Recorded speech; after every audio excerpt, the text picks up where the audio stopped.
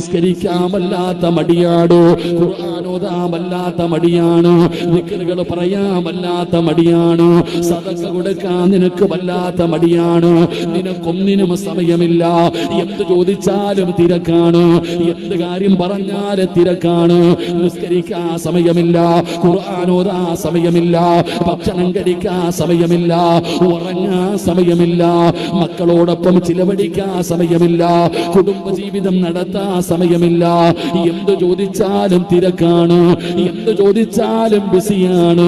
സഹോദരാ, അത് അല്ലാഹു നിനക്ക് തന്നിരിക്കുന്ന ശിക്ഷയാണെന്ന് ആദരവായ പ്രവാചകൻ നബി മുഹമ്മദ് മുസ്തഫ തങ്ങൾ പറയുകയാ.